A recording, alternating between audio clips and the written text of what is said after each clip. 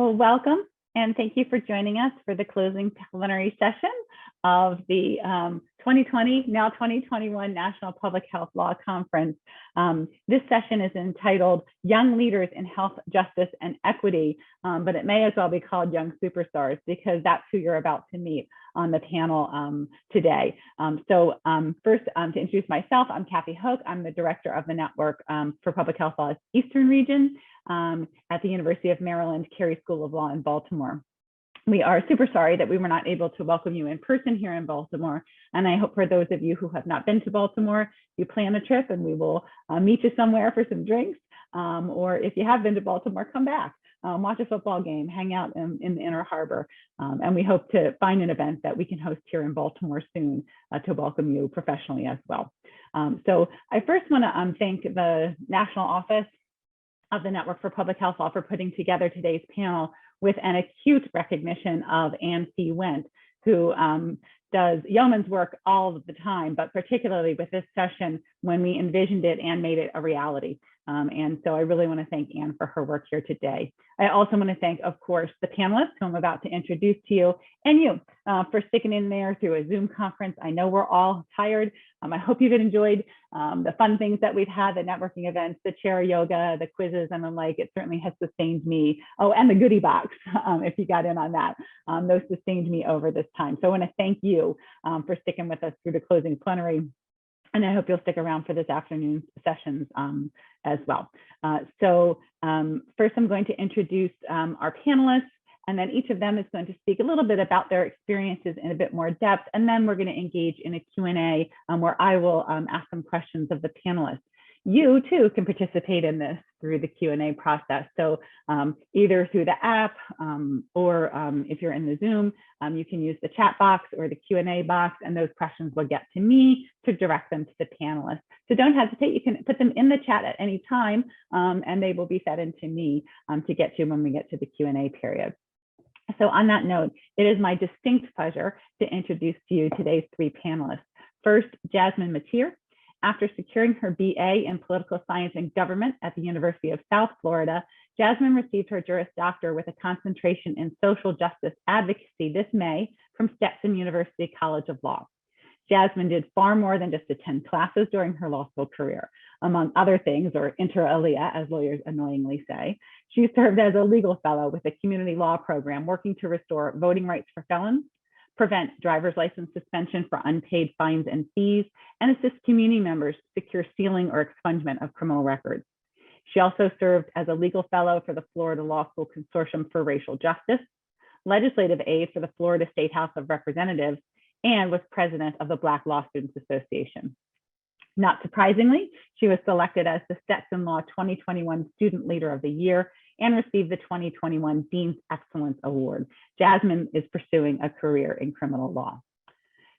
Chandinen Herrera is a member of the Navajo Nation, and she is a staunch advocate for policies that improve the public health of Indigenous communities. She is a Lead for America Hometown Fellow, first serving as a policy analyst and project consultant for her home community of Monument Valley, Utah, and working to support Navajo families living on the reservation through policy change, including increasing access to broadband services, housing, water, and electricity. Her work focuses acutely on the needs of rural families. In the second year of her fellowship, Chandinen helped lead COVID-19 relief efforts with an organization serving over 500,000 households that delivered food, potable water, cleaning supplies, and PPE to the community. In addition to being a doer for her community, Chandinen is also quite the thinker. She is a Gates Millennium Scholar, a Udall Scholar, and a Chief Memolito Scholar. And she holds a bachelor's degree from the Stanford School of Public Policy at Duke University. Oh, I snuck that in there. Maybe that's what's next, Chandinen. She's headed off to law school in the fall of 2022. And then we will hear from Ramon Contreras. Likely the youngest panelist at our conference, maybe ever. Ramon is a 22-year-old political organizer. He disclosed that, I did not disclose that myself. A 22-year-old political organizer from Harlem who has already made his mark on our democracy and the public health. He first started organizing during his sophomore year of high school in the South Bronx in response to the rise in police brutality. In his senior year, Ramon founded Youth Over Guns, an organization dedicated to bringing awareness to gun violence in Black and Brown communities. Under Ramon's leadership, Youth Over Guns organized a march of 10,000 young people across the Brooklyn Bridge to bring awareness to gun violence in Black communities. In 2018, Ramon joined March for Our Lives as the National Field Director. He is currently a fellow with the New York State Assembly's Black, Puerto Rican, Hispanic, and Asian Legislative Caucus, Deputy Political Director of Manhattan Democratic Party, and a board member of Next Generation Politics. An aspiring civil rights attorney, Ramon is attending St. Francis College in New York with an hoped for May 2022 graduation. I am hopeful that Ramon will matriculate into my alma mater, Maryland Carey Law, for his law school career. So on that note, I turn things over to Jasmine to get us started. Hi, everyone. I'm so happy to be here. Thank you, Kathi, for that awesome introduction. It is just an awesome opportunity to be invited to share some young person's perspective on these very important issues of public health, justice, and equity. So a little bit more about myself. I think Kathi kind of covered a lot of it. I've been doing a lot of work around voting rights, elections, as well as some interesting work with felon voter restoration in the Florida area. So just meeting with people, talking with them, helping them through their issues as far as restoring their right to vote, because that's essential to, being a part of the whole democratic process in general. So that's where a lot of my work comes from, and I'm super excited for this session, and I'm gonna pass it over to Janine to talk about her work some more. Thanks, Jasmine. Super excited to be here. Good morning, everybody. Yat Chandinen Herrera Yanishia, Tachini Nishle Nakaith Bahe Bashishim, Bitani Dashiche Nakaith Bahe Dashinele. Sabian Diskai de Nasha, Nadine Din Shinache, Ado Ahotao Edinet Nishle. I am calling in from the traditional homelands of my people here on the Navajo Nation, specifically Sabian Diskai in Monument Valley. As Kathi mentioned, I am a Duke graduate, and I returned home in 2019 to work in my community, and started off just getting my foot in the door with our local tribal government, the Untitled Chapter, and learning about the policies or lack thereof in many cases that impact the families in my community, and how I could be a better advocate. So while I was also doing that work, this global pandemic happened, and I found myself really emerging into this leadership role to be a protector for my community and help families survive throughout this pandemic. Currently, I am the director of our inaugural community center in Monument Valley called the Tsebi and Sky Community Center. And here we're really invested in investing in a stronger future for our communities in the areas of food security, entrepreneurship, youth leadership, and housing. So that is what my focus has been lately as a founding member of Yeha Unido, which does business as the Navajo and Hopi Families COVID-19 Relief Fund.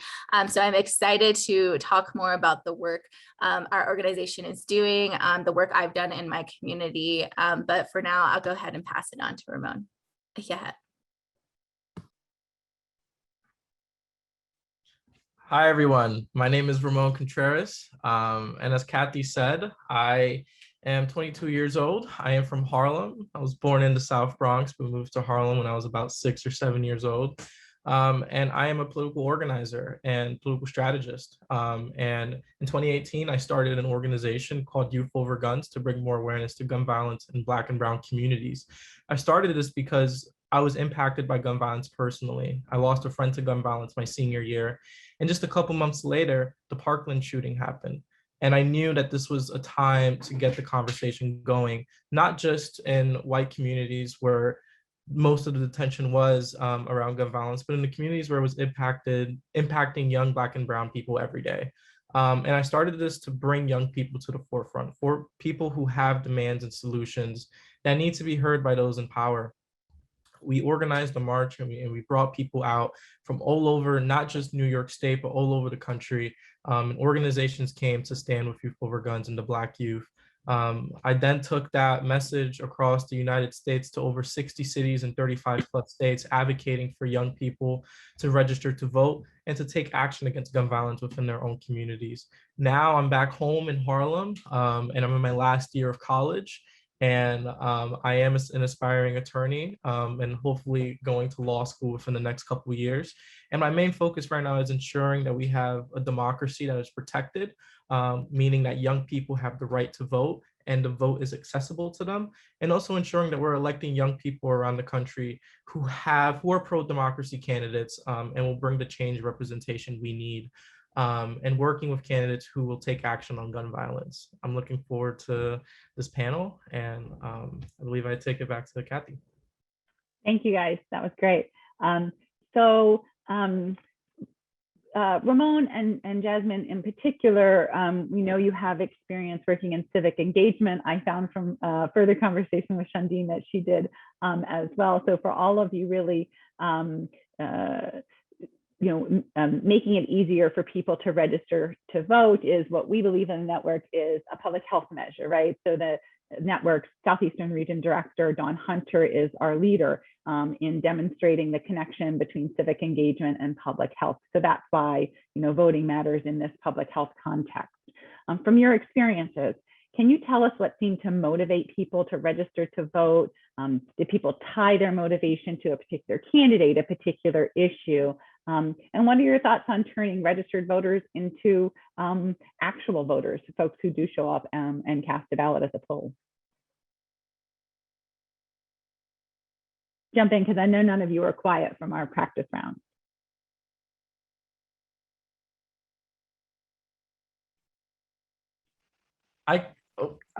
Jasmine, you can go first. Okay, sorry.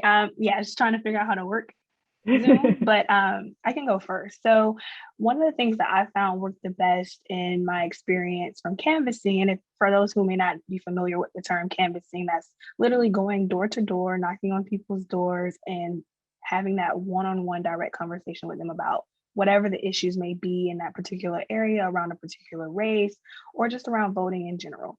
And so you talk to them and you basically see where they're coming from.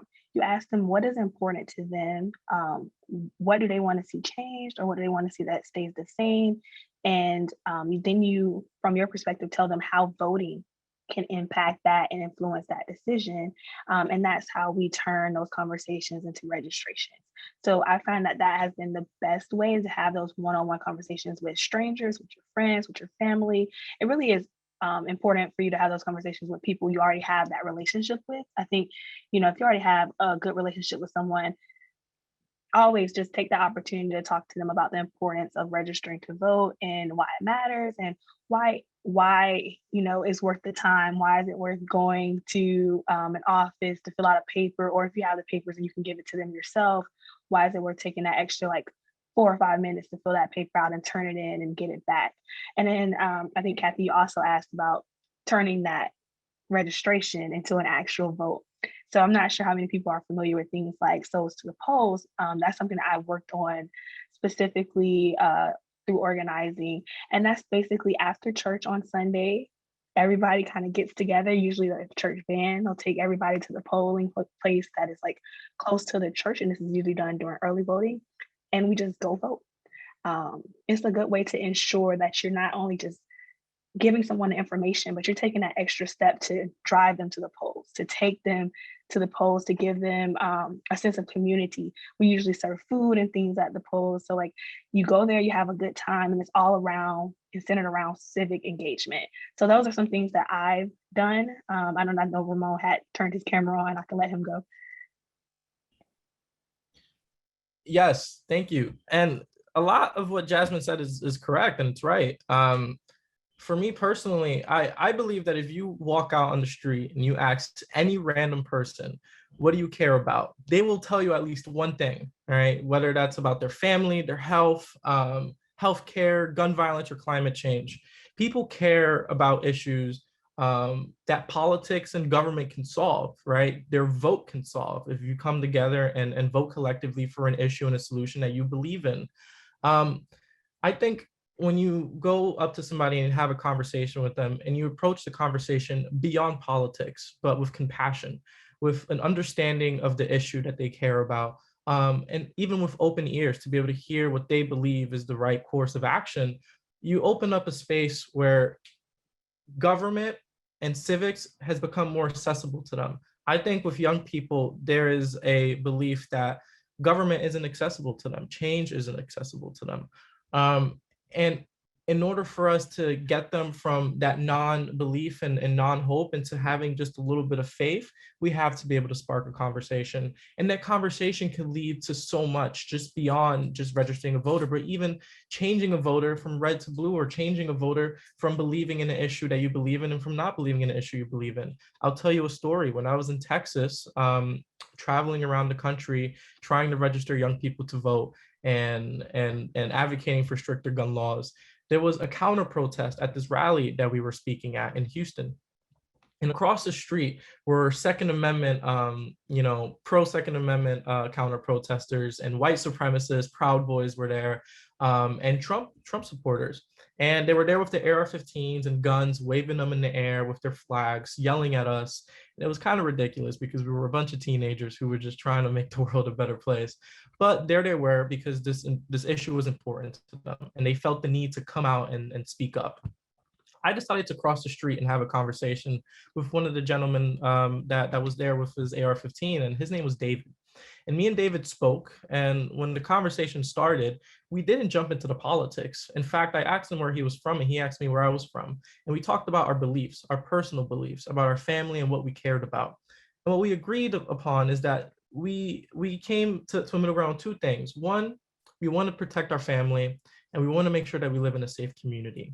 He believed that guns was the right course of action for that, and I believe that less guns was the course of action for that.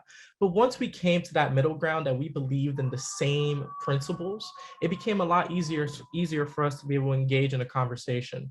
And David was already a voter, but when you have those conversations with people that are not voters, right, you're able to really grab them in and show them that this conversation, them being participating and getting involved, can lead to them actually bringing change, because they're not alone in their solutions. Other people are collectively involved in the conversation and will take action if they feel like there's a community behind them.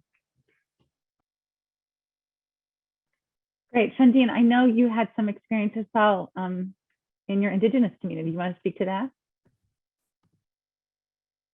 Yeah, sure. So, yeah, I think voting for Indigenous communities has always been a challenge, right? So when I'm talking to community members about becoming engaged in the political process, it's really a conversation of trying to help people realize and understand how voting impacts them, whether they realize it or not.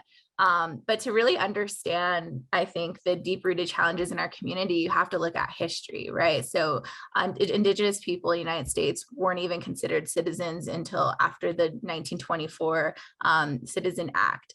And so, you know, that still didn't include the right to vote. So we have this long history of disenfranchisement. And it wasn't until the 1960s that Native Americans actually received the right to vote. But many states, you know, also weren't involved in that and had the ability to continue to disenfranchise Native communities. And in the state I'm in Utah, and a couple of feet to my left, the Arizona state line starts. So you have both communities that both states that were pretty late in terms of granting Native Americans the right to vote. And so, you know, this long history of systematic discrimination against my people has lasting ramifications that we're still dealing with today. So, you know, it's not just now giving our people in our communities the right to vote, but it's also challenging to try and encourage our people to want to take a part of a process that has so long pushed them out. And so, I think for me, trying to bring the issue home to them is a huge factor in my advocacy, because voting impacts how we live and the health of our families. And so we have seen tremendous progress, even here at the local level. Back in 2018, there was a county election, and in the county I sit in, San Juan County, the population is predominantly Native American, but we've never had a Native American majority on the county commission. And so there's this issue of redistricting, and found out that majority of the Native people in our county weren't even registered to vote, had never voted before. And so there was a huge push to register people to vote and to help them understand how impactful it will be to have representation, even at the county level.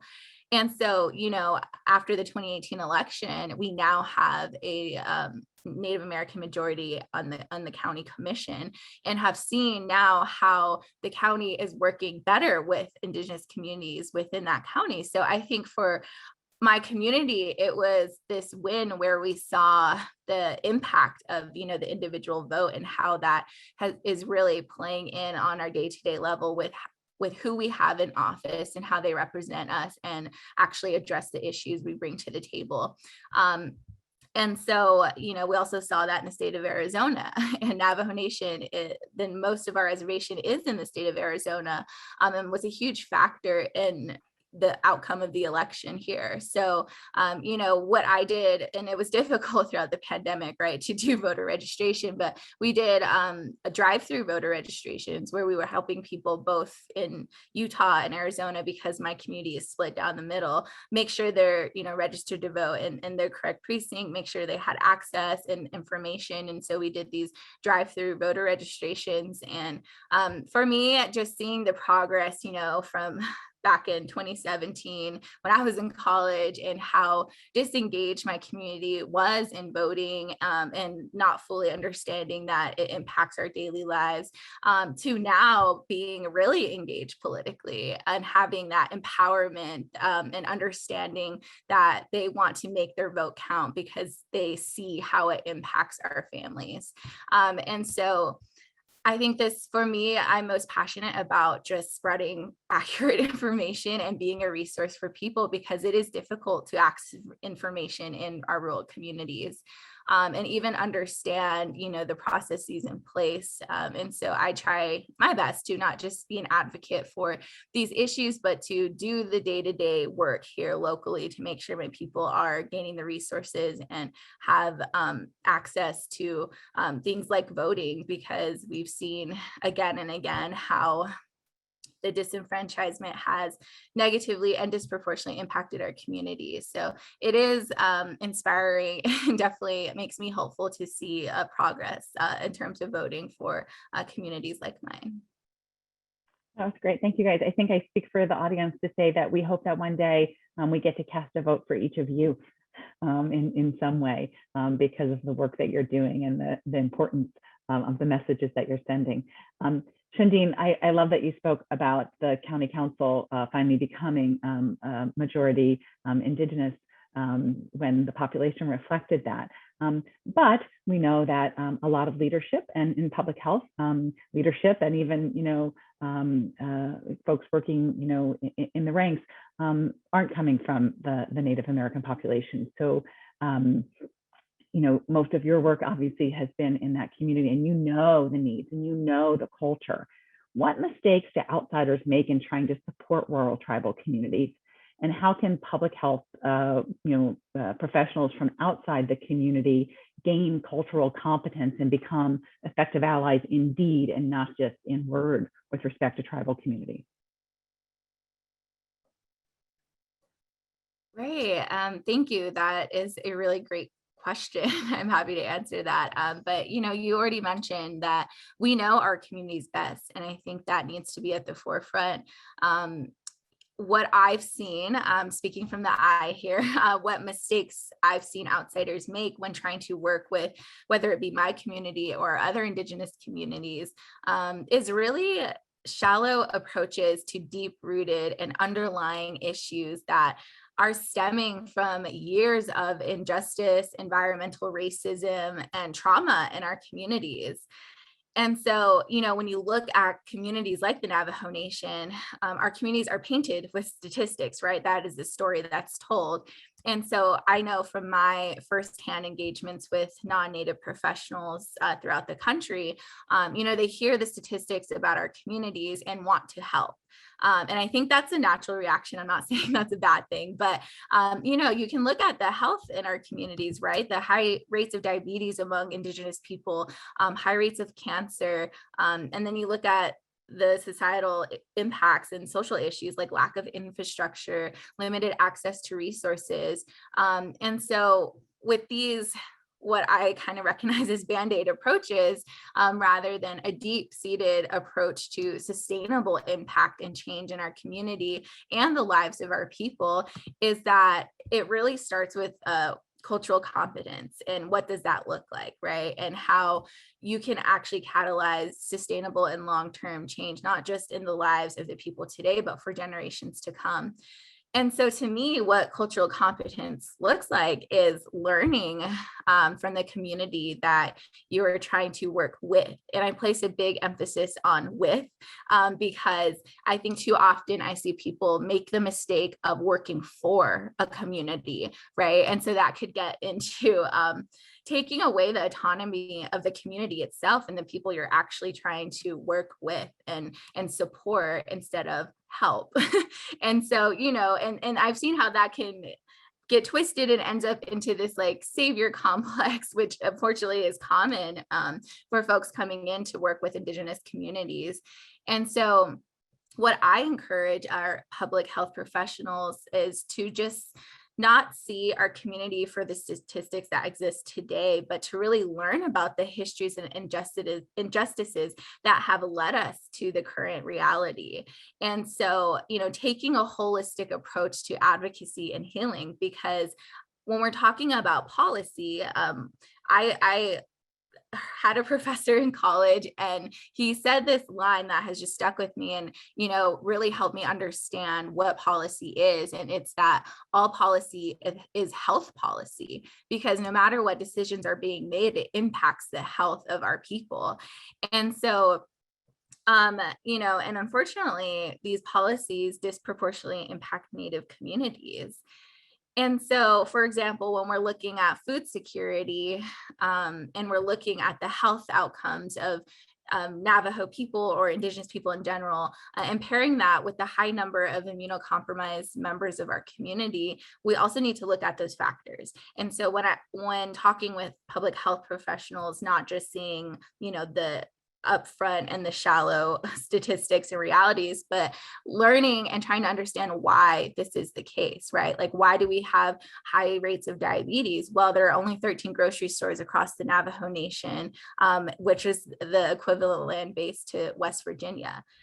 So we don't have access to those healthy foods to sustain our livelihoods. And this food desert is resulting in poor health conditions, as we see today. And inadequate access to leading healthy lives has made our communities vulnerable, right? So limited access to nutritional food, limited access to healthcare. I believe there's something like 12 to 13 health centers across the Navajo Nation. And so, accessing these very basic and what I believe to be also a human right has led to the vulnerability of our people, which we saw throughout this pandemic. And so, these are what I try to encourage people to look at, right? Not just the high rates and the current statistics, but why is that the case? Why do 30% of our households still lack running water and electricity? And for those of us who do access water, why is it not potable? That's because of the extraction that took place on the Navajo Nation. And so I think once we start having these deep-rooted conversations, we can get to better solutions and more sustainable ones. And lastly, encouraging just to work with Indigenous communities, because we know our communities best. And as we saw throughout the pandemic, we have the foresight to protect our communities and the love for each other to ensure the survivability of our people.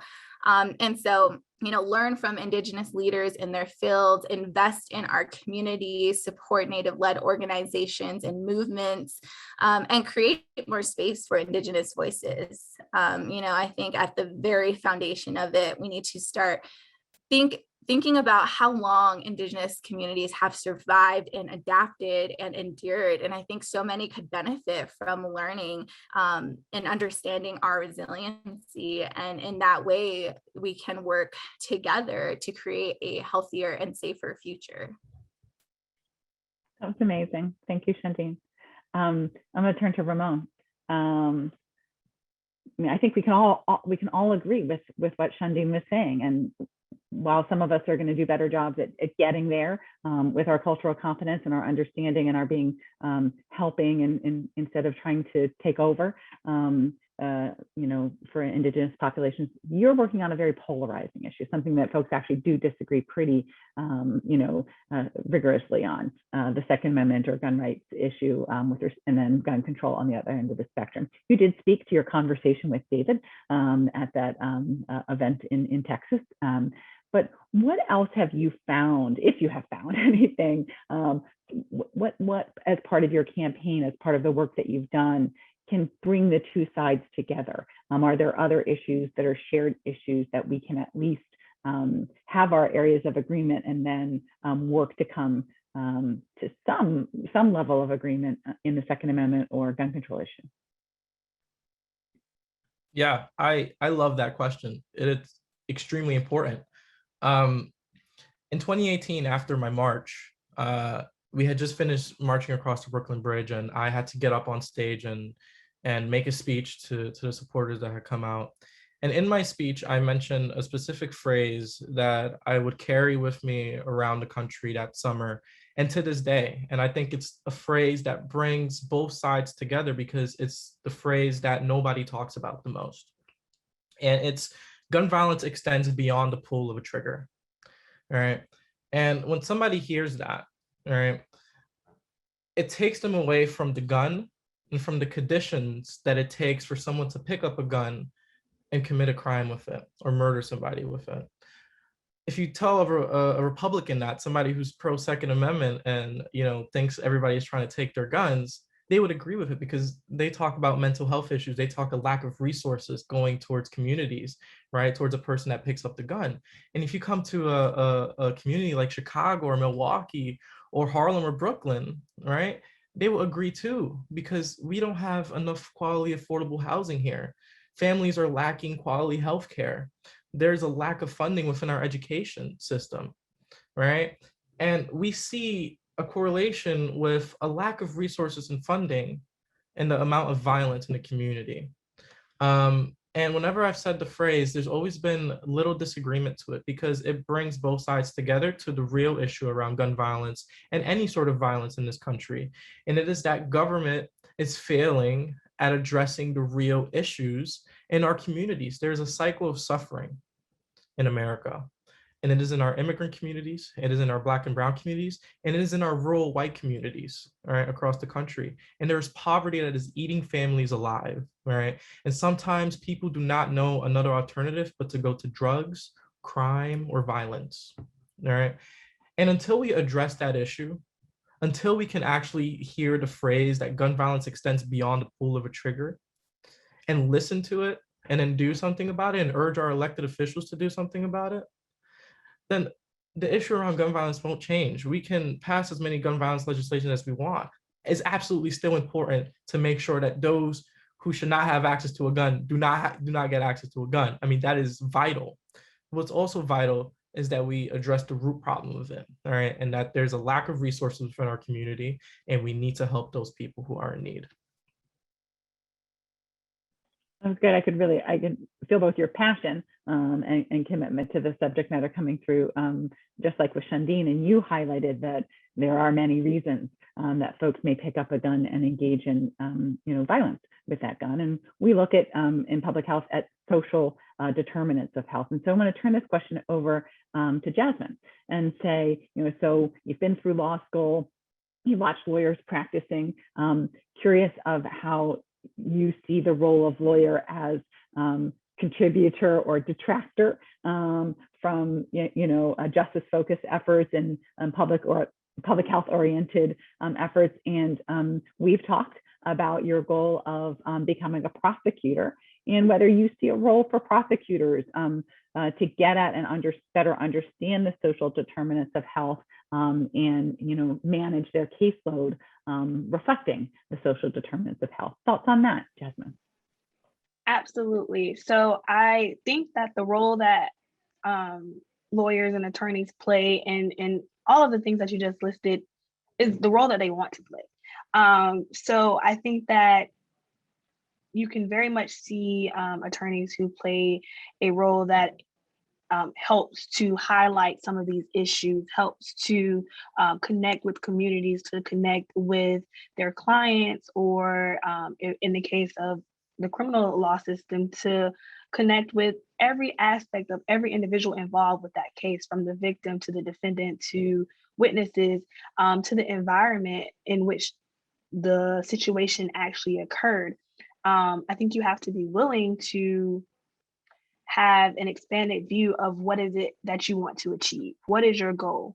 If your goal is to get someone off the street for committing some kind of crime and kind of just remove that person from the situation and that's it, then that's what you're going to be focused on as an attorney. And I definitely can see that in the ways that we were taught in law school. That is an option. Just you want to just kind of remove the problem or what you think the problem is from a very superficial level.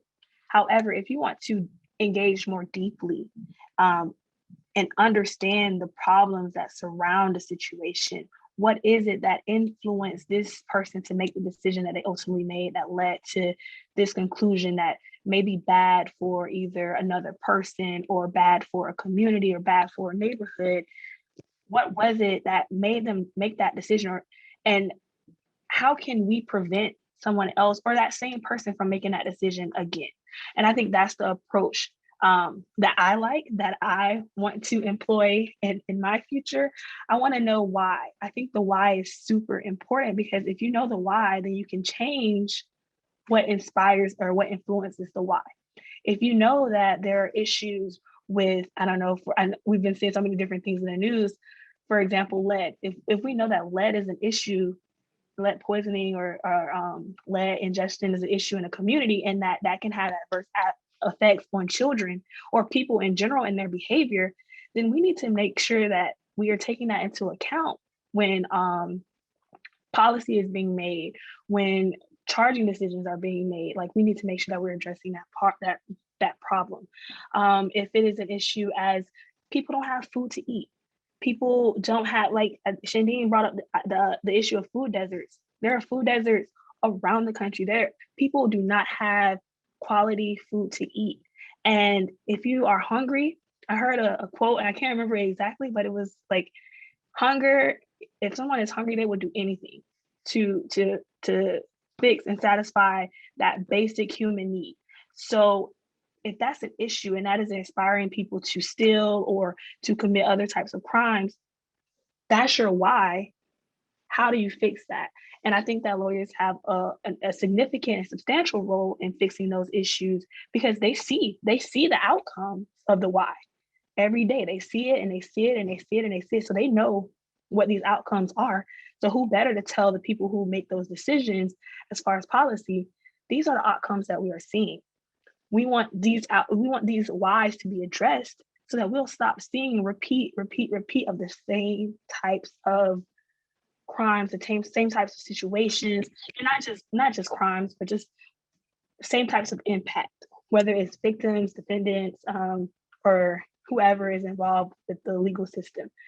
If we can address those whys, and I think that's a significant role for attorneys to play. I think that you can play an impactful role in that. And I think that you can play a role where you just kind of focus on the superficial of this is what they did, let's kind of try to remove them. But that will never solve the situation. You're just going to keep getting the rotation back and forth and back and forth. So that is my perspective on that.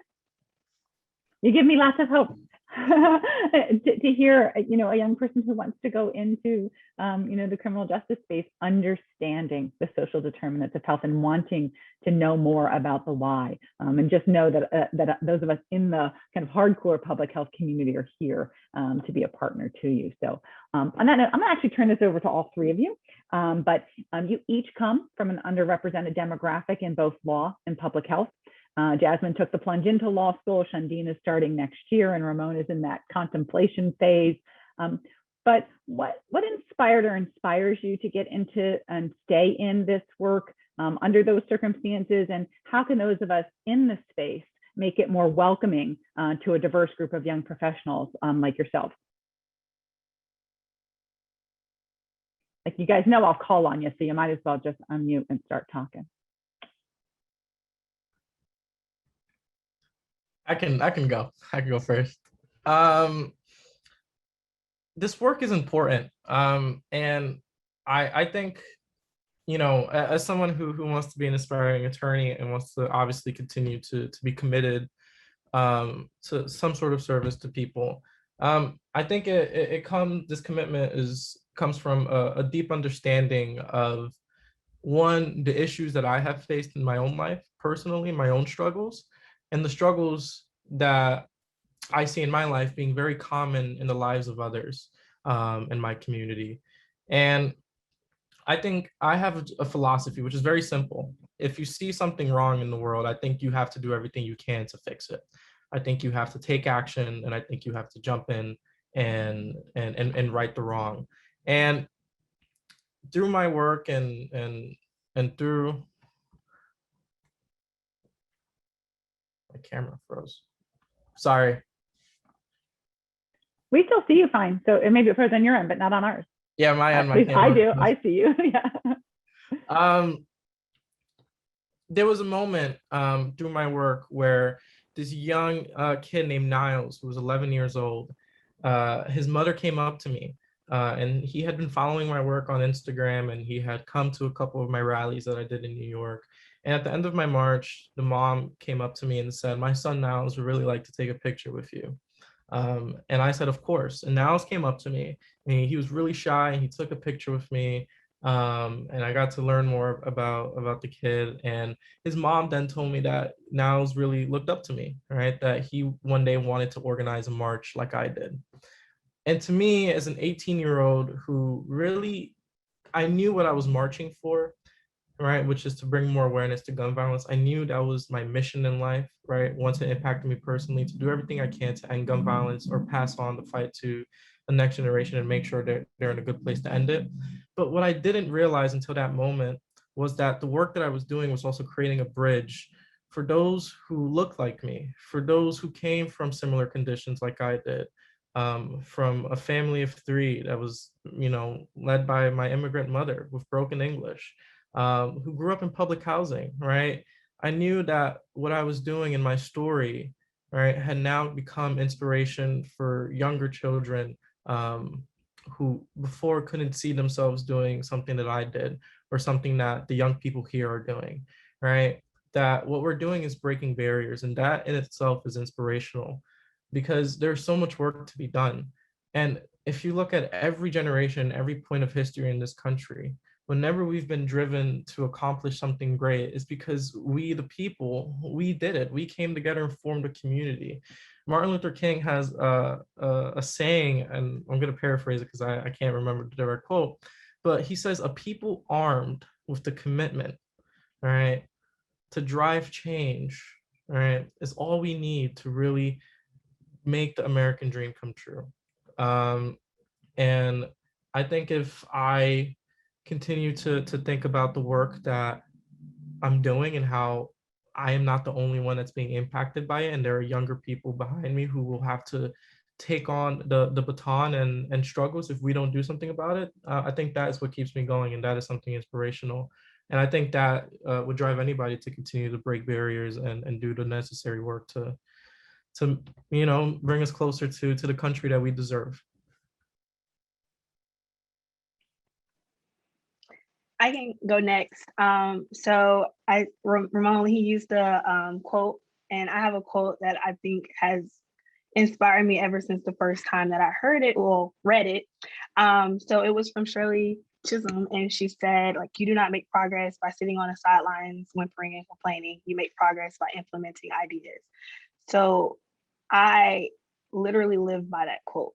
It is so easy to go through life as a spectator, to have comments about what's happening, to feel one way or the other. But if you're not moved enough to go out and do something, to be the change that you want to see, like to go out and actually get involved, to put something on the line for what you believe in and the future that you want to see, then, you know, do you really care about the issue that much? Is it really that important to you? And so for me, I know that the things that are super important for me personally is education and awareness, education and access. I want to make sure that people have the knowledge that they need to thrive and to be successful in this world, whether that is knowledge about like the political process and voting, or knowledge about resources that are available to them that can help them when they need them. And then I want to make sure that they have access to that. And access is that they can vote. That's why one of the issues that's super important to me has been felon voter rights restoration. Voting is the foundation. That's the foundation of our society. So if you don't have that access, then you're not, I mean, virtual representation. That's what America was founded. Like, we don't want that. We want to be able to elect our own leaders, to have our voices heard about the issues that we care about that are important to us and our families and our communities and our neighbors. So access to that is essential and vital. And pretty much any time that access is stripped, I'm like looking like, okay, how can I get involved? Because that's not okay. People should be able to vote as a bare minimum basic. And like COVID, I mean, why I've become a little bit more interested in public health is I feel like COVID has highlighted so many problems that have always been there, but that just were like right below the surface. Like it hadn't exploded yet. And now you have problems from evictions and people not making enough money to just survive, to problems like the deep distrust that certain communities have for public health officials, for medicine, for doctors, for government information, and how and why these distrusts are rampant in certain communities and less than other communities, and how and the history around that. And I think that's another education piece, as well as an access piece. So those two things kind of, I found that anything I have participated in or organized for or advocated for has always kind of fell back to that education and access, and me not just sitting and being a spectator and complaining about something, but me figuring out, hey, how can I help this person today? How can I help these people? Because like Ramon said, like we have to build these bridges. We have to make it so that the world is a little bit better than what we got when we inherited what we have for the next generation, for people like, for me, my little sister who's 12 years old. And like, I want to make sure that she knows that she can do whatever and that she can fight for and speak for an issue, and that she doesn't have to be a spectator on the sidelines, but that her voice is important and it matters the same way that my older brother or my parents or my grandparents have done for me. So that's kind of what keeps me motivated in this fight for just justice and equity and equality all around and across the board. Chandinen? Yeah, I'm just really inspired by both Jasmine and Ramon right now. But you know, I think when I think about what inspires me, it's not just other youth like Jasmine and Ramon doing amazing work for their communities, but you know, when we all talked a little bit about the longevity of our work, right? So I feel like in many ways, the baton has been passed on to me from the Indigenous women who've come before me and who've done this work, you know, on various levels, and really the strong advocates and matriarchs in my life who've carried our communities forward. And so, you know, I always am intentional and reflective upon, who came before me and made it possible for me to be here doing the work that I'm doing. And so, I'm really just inspired every day by the resilience and innovation I see in my community. And while there's many spaces where I'm the only Native woman, I'm the only Native voice at the table. And while it might be intimidating, I also gain a lot of strength knowing I'm advocating for generations to come after me. And so, I chose law school as my path because I just believe there's so much power in knowledge and understanding the laws and policies that continue to impact, not just my family, but families in my community and throughout Indian country. And, by being a lawyer, I think that I can, help my people tremendously on an even greater scale and continue to defend our sovereignty and bring resources to our families. And kind of how Ramon was saying, he kind of has this motto he lives by. Growing up, I just have a lot of phrases in my head that my mother would say to me that really stuck with me. And something she would always say is that, Chandinen, you always need to leave things better than you found them. Leave places better than you found them, leave people better than you found them.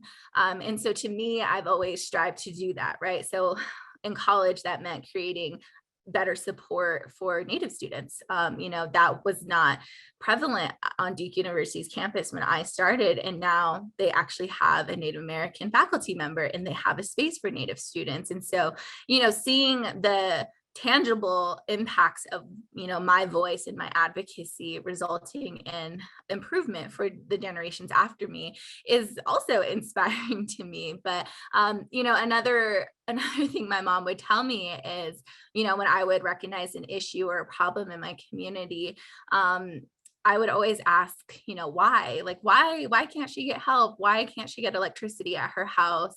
Why do we have to travel, 4 to 6 hours round trip to get to a grocery store? And, I just was full of questions growing up. And, while I'm still working on answering these questions, my mom would always respond with, well, what are you going to do? What are you going to do about it? How are you going to help answer these questions? Because you're not the only one who's asking. And so, I've always kind of leaned on that in my life and in the work that I'm doing in my personal journey. But also, the importance of representation that, Ramon was talking about. And a seat at the table for me, one of my biggest role models is, Madam Secretary Deb Haaland, who I had the honor of meeting when she was running for in the House of Representatives. But when I met with her and talked with her about, what it means in the monumental moment to not just have had her in office, but Representative Davids as well, like 2 Native women at the highest level of office. And her response to me was simple. She just told me, we're just getting started. And so I think that, while women like me are breaking barriers as being first in many spaces that we're in, or in many things that we're doing in our careers, I also know that we won't be the last, and we are paving this path for Indigenous women, Indigenous people who are coming after us. And I think that's amazing. And I've, in terms of how to make spaces more welcoming, I know that was one of your questions, Kathi. Honestly, it's just sharing the mic.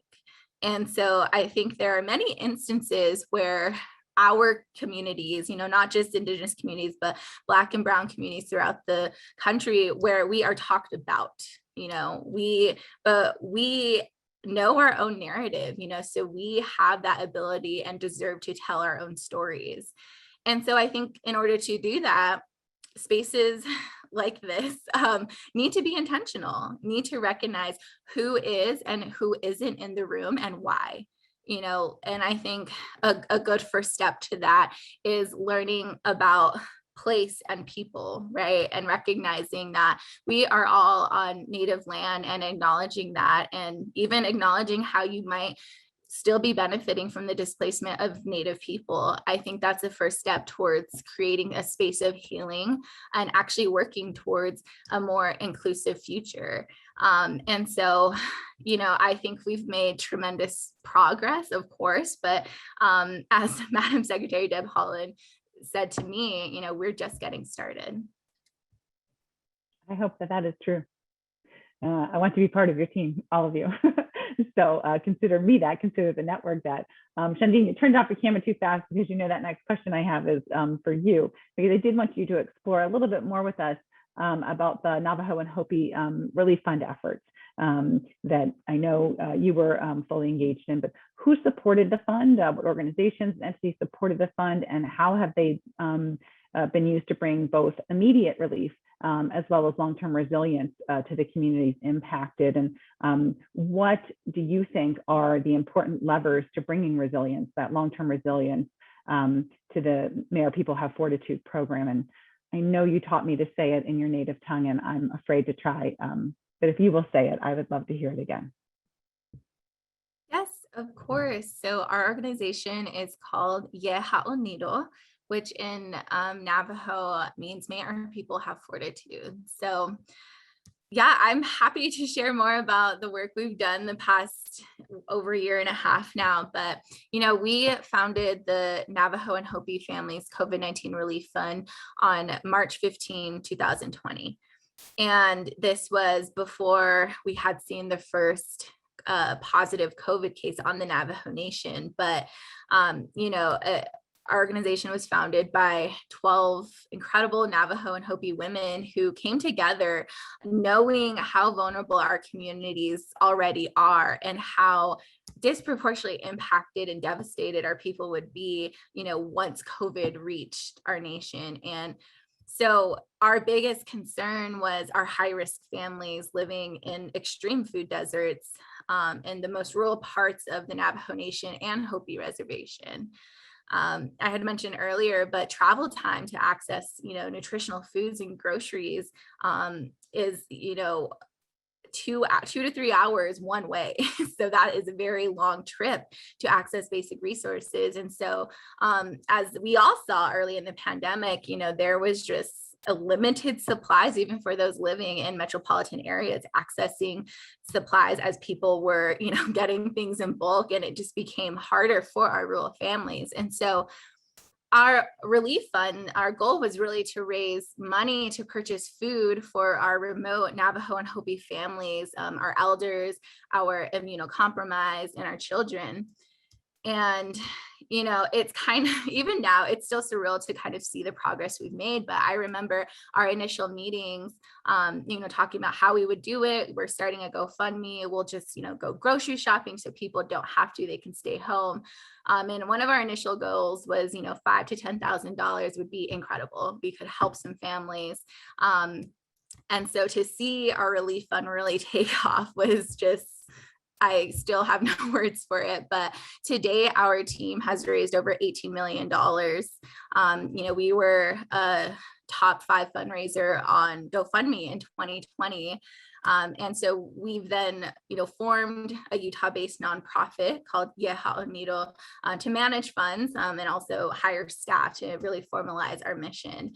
And, through our relief effort, we were able to serve over 86,000 households, so quite a few people on the Navajo Nation and Hopi Reservation through our PPE program, which we provided free PPE kits to any and all members of communities we were in. We were able to serve over 140,000 people. So through our food program and our PPE program, we provided our services to almost 500,000 people.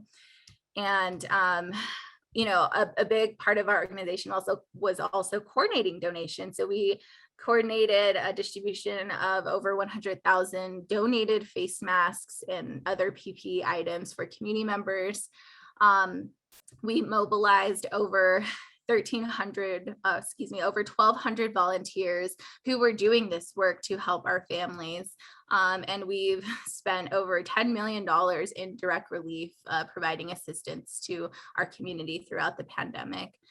And we also had a Clean Hands project. So like I mentioned earlier, we have very high percentage of households in our communities that do not have running water in their homes. So it made it hard for them to practice proper hygiene and wash their hands frequently, which, as we all know, was a really big deal the last year. So we provided portable hand washing sinks to these households. So to date, we've provided over 890 sinks to households so they can practice more frequent hygiene. And so overall, our vision is to empower Navajo and Hopi people with the fortitude to overcome challenges like COVID-19, but really through traditional principles of self-reliance and interrelatedness.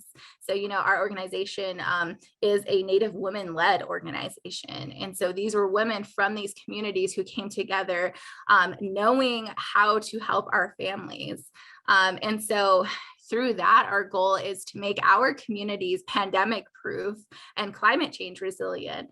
At the basis of it, we don't ever want to be this vulnerable again. And so what we're doing is investing in a stronger future for our communities in the areas of food security, entrepreneurship, youth leadership, and housing. So those are areas that we thought really need a lot of attention within our communities. And so one of our first initiatives was the launching of community centers. So we launched our first one last month, actually, and I'm currently the director of this community center. But our goal is to infuse remote and underdeveloped communities with resources that will give flight to the natural leadership, entrepreneurship in our communities, but also serve as innovation hubs at the local level, to really reteach traditional practices like farming in our communities and food sustainability, so that we are better prepared when something like a global pandemic happens, and we're not so reliant on border towns or outside resources to come in, and we will be able to kind of turn inward and rely on our communities for that sustainability.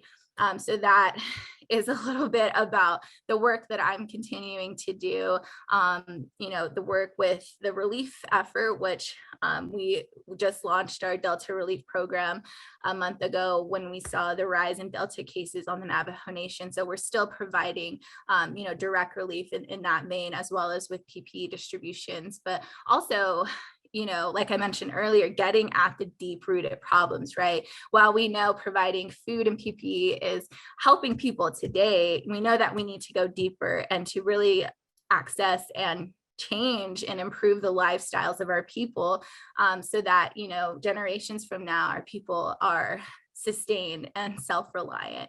And so that is the work of Ye Ha'oniro, and something I am very passionate about, so much that I deferred law school year to continue the work in my community. But thank you, Kathi, for giving me the opportunity to share some of our work. Absolutely. Thank you for sharing it. So this is going to feel like a 180-degree turn for you guys. But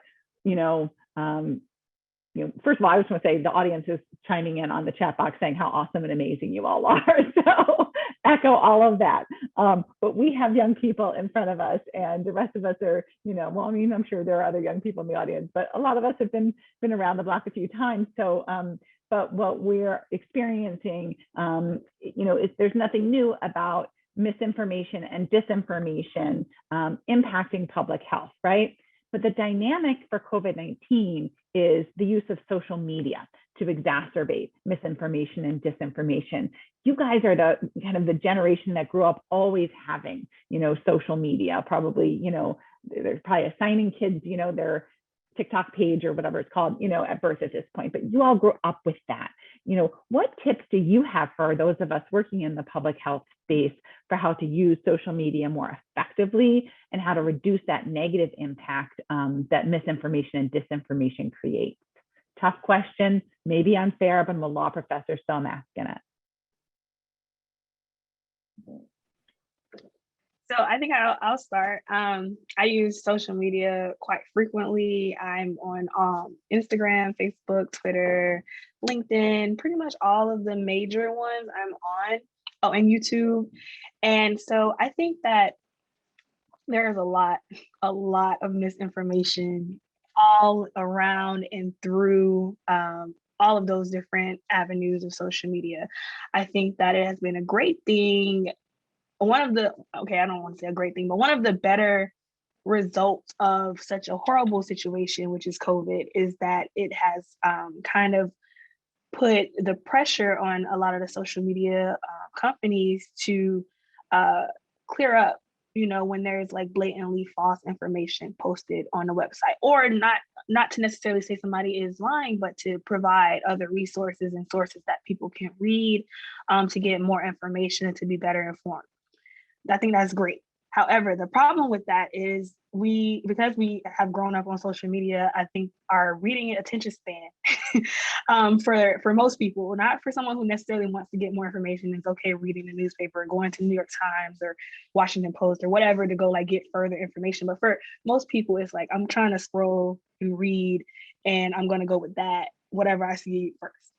So I think one of the ways in which organizations like this and other organizations, specifically public health organizations, can use social media more effectively is you have to build those relationships.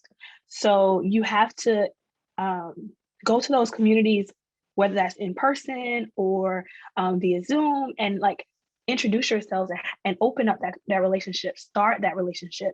So when you say stuff, people have faith in you and they believe you and they know that you're consistent and that you actually care. So when you go to social media and you post your little snippets, that may be an image or a tweet or a brief Facebook post with maybe a link at the bottom, the people reading that are like, okay, I know this is a reliable, legitimate source, not because a fact checker says it's a reliable and legitimate source, or not because a newspaper says it is, but because I know these people, because I've interacted with them and they've come to us and they've given us good information. They helped us find resources to help us in the field of public health. They have given us the tools to empower us to make good health decisions for ourselves and for our community. So I know when I see them on my Twitter, I'm gonna retweet it. I know when I see them on Instagram, I'm going to share it in my story. And the people that believe and trust and rely on me because they know that I am a purveyor of good information are going to do the same thing. And I think that is the way to be most effective on social media. But you have to do the hard groundwork in building that foundation first. If you just try to come in no shade, but if you just try to come in like the CDC right now and say, okay, well, we're making all these statements and we want you to believe us and we want you to follow what we say, but you didn't have those relationships prior, you may grab some people, but you're not going to grab the whole community. You're not going to grab the people that you need to continue to grow your influence and help you, because you need ambassadors is what I like to call people. You need those ambassadors to verify you. You don't need Twitter to verify you. You don't need Facebook to verify you. You need those ambassadors of the community to verify that what you're saying is good information and that you actually care about people, the people that you're talking to. And that will take your message a lot further in reality and data, in real up close and personal conversations, as well as via social media. I love that. The because I said so is just not going to cut it anymore. And your notion of ambassadors in the community as the ones to carry the real message. I love that, Jasmine. That was fabulous. Ramon and Chandinen, thoughts? I have a social media. I am verified on social media, and I don't have a huge following, but I have some following on social media. But I barely use social media, and not as much as my other fellow verified colleagues. But I have a very kind of iffy relationship with social media. I think it is a place where a lot of negativity happens, but I don't think that's because of the social media itself. I think when we allow other people to have a platform that where people are saying things that are discriminatory, racist, sexist, homophobic, other people can find that community there too and organize with that community. And I think it's just as important for folks who want tips with social media to speak their truth. But I think before you go on social media and start tweeting and start posting things, you need to find the truth within yourself. What are your principles? What is your truth? What is the faith that you carry within yourself? And when I talk about faith, it doesn't have to be religious, right? It can be a faith of how you carry yourself in your everyday actions and what you believe in, right? If you believe that everybody should have the right to vote, right? That is something that you believe in. That is your truth. If you believe that no government should tell women what to do with their body, right? That is a faith and a belief that you have, right? I think the best advice for anybody that wants to go on social media into a world that's already politicized and everybody's, attacking each other, find your truth and post your truth, right? And make sure that you're posting the truth and facts, and not just trying to turn your own opinion into something that clearly isn't true. Like many would say in the last election, the overturning of elections and stuff. Like that stuff isn't productive. I think going into social media, just find your truth, post it, and make sure that you have good principles and have that reflect through your social medias and post. You don't have to have an opinion about everything, right, Ramon? Yes, you don't have to have an opinion about everything. I have a saying, whenever something explodes on social media, I say, let me give it 24 hours or 42 hours. And let's see how it plays out, because you don't have to comment on everything. You don't know everything, right? I don't know everything. Nobody knows everything. There has to be a space for everybody and what they believe in. Before I turn to Chandinen, I want to encourage all three of you panelists to drop into the chat box your social medias if you want folks. I'm sure folks here would like to follow you. So if you're willing to share whatever information would help them follow you on social media apps, I'm sure they'd appreciate that. Chandinen, thoughts on the misinformation, disinformation, social media? Yeah, it's really interesting to see the impacts social media has, right? And how it is such a big part of our day-to-day. But I think what initially comes to mind when using social media is just authenticity and also balance. So, like Ramon was saying, like figuring out why you're using social media and what impacts you're trying to make on social media and who you're trying to connect with, I think is important. But like anything in life, I also think it's important to find that balance, right? And I mean, there's been situations where I've recognized, okay, I'm spending way too much time on Instagram. Like I need to focus on what's actually in front of me in my real life. And, it takes a lot of work because it's easy to just get sucked into this black hole and just like go through Instagram or Twitter for hours at a time. But finding that balance and recognizing social media as not necessarily this like new way of life, but as a tool we can use in our day-to-day, but in our communities as well. And that's how I see social media, right? And so I think that in terms of spread of misinformation, both Jasmine and Ramon touched on it a bit, is like it's so easy to conflate what we see on social media with like fact, like, oh, so-and-so said it, I saw it on Facebook, so it must be true. And so I think because there's so much easy access and like constant sharing, it can be hard to decipher like what is real and what isn't. And I think we saw that actually like take place throughout the last, year or so. But I think that for me, I try to be really intentional with how I use social media. And for me, I use it to inspire, but also to share, parts of my life and my work with people on social media, and also to uplift others. I know I gain a lot of inspiration and foresight from, people I follow on social media, other young leaders who are doing incredible work. And it's a really great tool when sometimes you might feel stuck or might feel like you could be doing more in your community or you just need help. And so it's inspiring to see others doing similar work in their communities and gaining a lot of inspiration and motivation from that. And for me, that is what social media is for me.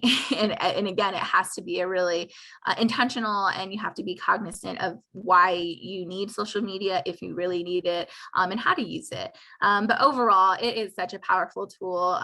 With our organization, we raised over $7 million on GoFundMe and had, over 100,000 donors. And this was all on social media.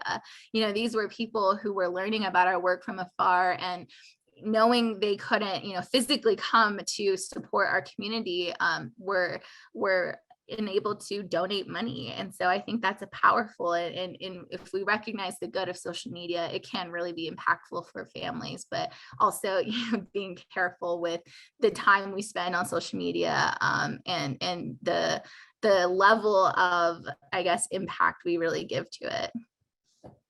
Well, what an impactful 75 minutes for me. I hope for the audience. The worst part about not being in person is you can't see the audience. I'm sure their mouths are all, you know, smiling, and there'd be a rounding applause from them, and folks wanting to pop up and take you for a coffee or a scone and talk more with you. So on behalf of the network, I want to express my gratitude on behalf of myself that I'm here for each of you as you develop your public health careers, your law careers. Please consider me a resource. Please consider the network a resource.